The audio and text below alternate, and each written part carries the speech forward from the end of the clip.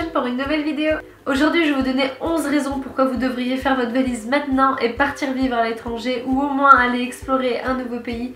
11 manières pour lesquelles les voyages vont vous changer, ou en tout cas 11 manières dont ils m'ont changé moi, et peut-être que vous vivrez la même expérience. La première raison, c'est de pouvoir tout recommencer à zéro, c'est-à-dire pouvoir de nouveau être 100% toi-même sans te soucier de ce que les autres vont penser. Il y a peut-être des petites choses que vous n'osez pas trop faire à la maison parce que vous avez peur de ce que vos amis d'enfance vont penser, ou les gens qui vous connaissent très bien, votre famille, vont penser que vous dérivez complètement, que vous pétez complètement un câble parce que vous voulez changer votre manière de vivre ou parce que vous voulez changer votre style de vie.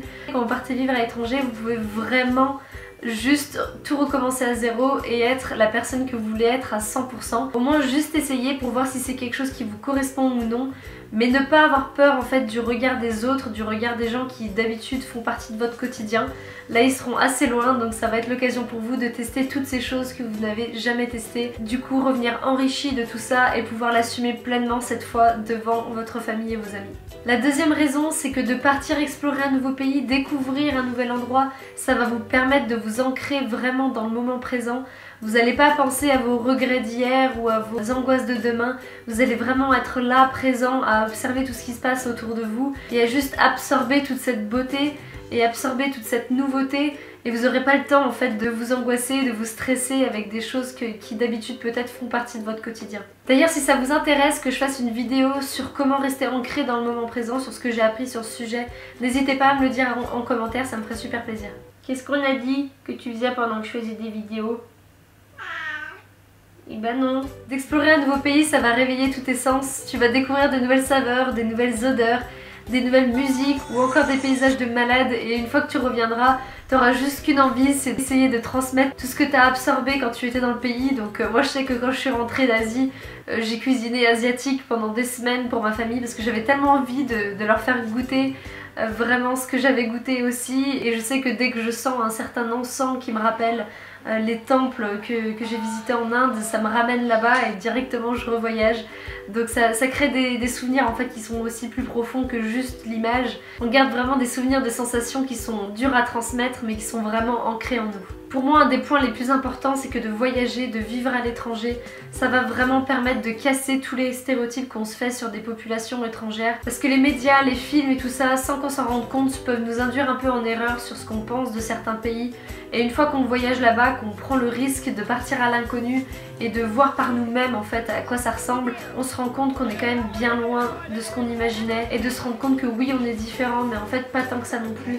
De voyager, ça va aussi te permettre de te reconnecter avec la nature. Ça va peut-être dépendre du pays où tu vas. C'est sûr que si tu vas visiter Paris, New York ou des grosses villes, ça va pas être la même chose que si tu vas partir explorer des volcans, les montagnes ou des grands paysages, où là par contre tu vas être perdu en pleine nature.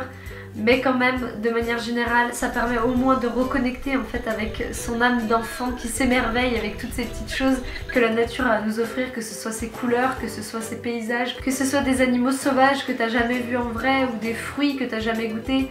Enfin plein de petites choses comme ça qui vont de nouveau nous émerveiller parce qu'on les a jamais vues, et on va être comme un gosse à découvrir les choses pour la première fois. De partir à l'aventure, ça va aussi permettre de te dépasser, que ce soit physiquement ou mentalement, et de retrouver une force en toi que tu savais même pas elle était là en fait.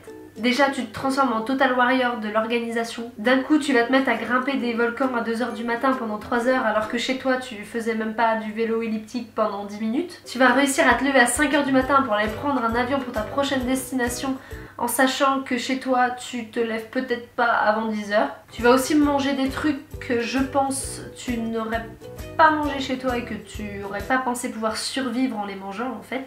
Enfin tu te découvres des capacités que tu ne savais même pas toi-même que tu avais à l'intérieur de toi. Et après ça peut devenir une sorte de jeu en fait, de voir jusqu'à où tu es capable d'aller. Là les dernières choses où je me suis arrêtée, c'était faire 10 jours sans parler en Inde, ou faire une semaine sans manger aux Philippines, ou aussi tout simplement dormir par terre au milieu de la jungle. Et c'est là qu'on arrive justement à notre 7e point, qui est de sortir de sa zone de confort. C'est un concept que j'adore, même si il est très chiant à appliquer. C'est vraiment hyper important parce que c'est là où on grandit, c'est là où on évolue, c'est là où vraiment on va faire des progrès. Si vous restez toujours dans les choses que vous connaissez et les choses dont vous avez l'habitude, forcément vous n'allez jamais vraiment évoluer. Alors quand ça commence à devenir bien flippant et que ça commence à devenir un truc où vraiment tu stresses, ça veut dire que c'est bon signe, qu'il faut y aller. Il y avait un petit oiseau, il était trop mignon. Il avait plein de petits poils comme ça sur son ventre. Oh il est là! Oh il est trop mignon! Vous l'entendez ou pas? Ah bah non. Il est parti. Non, je ne suis pas une sadique, je suis juste convaincue que c'est la seule manière de détruire sa peur de la différence et sa peur de l'inconnu. J'en ai vraiment moi-même fait l'expérience à de très nombreuses répétitions et j'avais peur d'énormément de choses. J'étais par exemple beaucoup du genre hypochondriaque sur les bords, surtout en voyageant du coup dans des pays un peu moins développés où j'avais vraiment pas l'habitude. J'avais l'impression que j'allais choper tous les trucs qui passaient et en fait en partant du coup dans des pays comme ça où à la base j'avais très peur, ça m'a vraiment enlevé complètement cette angoisse et maintenant bah j'ai plus aucun problème sur ça. Je sais que par exemple quand je suis arrivée en Asie, quand je suis arrivée à Singapour, je m'étais dit que je voulais visiter un paquet de pays autour, mais je m'étais dit que j'étais pas prête pour l'Inde parce que je pensais vraiment que ça allait être trop pour moi. Et au final, au fur et à mesure des mois, vu que j'ai rencontré beaucoup d'Indiens dans ma classe, ils ont vraiment changé ma perspective des choses sur l'Inde et j'avais qu'une envie, c'était d'aller visiter et j'ai vraiment pas regretté. Oui, il y a des choses très dures à voir en Inde aussi et c'est clairement sortir de sa zone de confort, mais ça nous enlève aussi beaucoup d'angoisse qu'on peut avoir sur ce genre de pays.